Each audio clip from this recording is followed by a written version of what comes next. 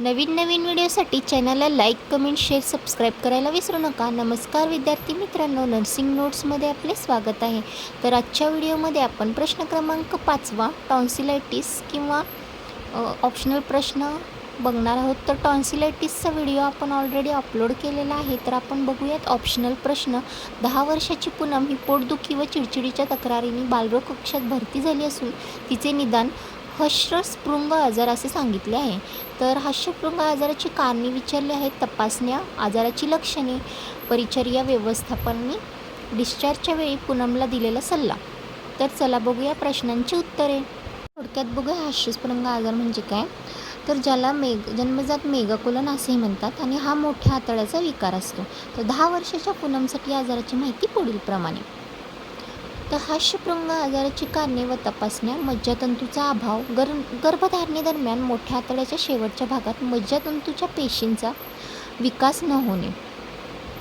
आनुवंशिकता.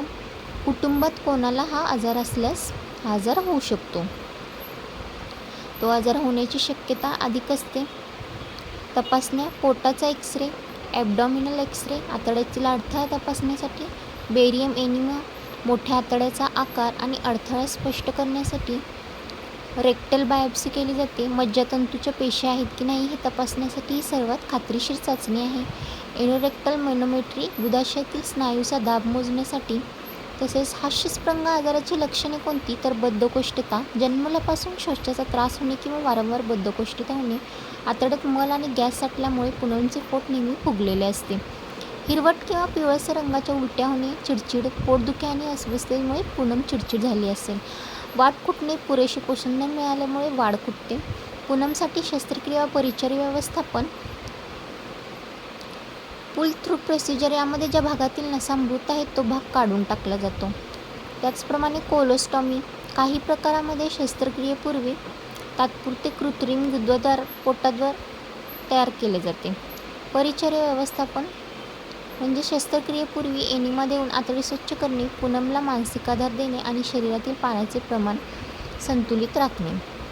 शस्त्रक्रियेनंतर जखमेची काळजी घेणे. त्यानंतर पोटाच्या घेऱ्याची नियमित मोजणी करणे आणि आहार हळूहळू सुरू करणे. त्वचेची काळजी.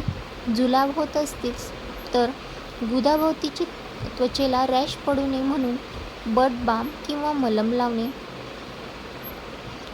त्यानंतर आहे डिस्चार्जच्या वेळी पालकांना आरोग्य सल्ले कोणता दिला जावा. तर आहारात फायबरयुक्त पदार्थांचा समावेश असावा, जसे की धान्य, फळे, भाज्या इत्यादी. त्यानंतर भरपूर पाणी पिण्याची सवय लावावी. त्याचप्रमाणे शौचाची सवय लावणे. पूनमला नियमित आणि वेळोवेळी शौचाला बसण्याची सवय लावावी. बाऊल ट्रेनिंग द्यावी. गुंतागुंतीकडे लक्ष. पूनमला ताप आल्यास, पोट खूप फुगल्यास किंवा रक्ताचे जुलाब झाल्यास त्वरित डॉक्टरांकडे जावे.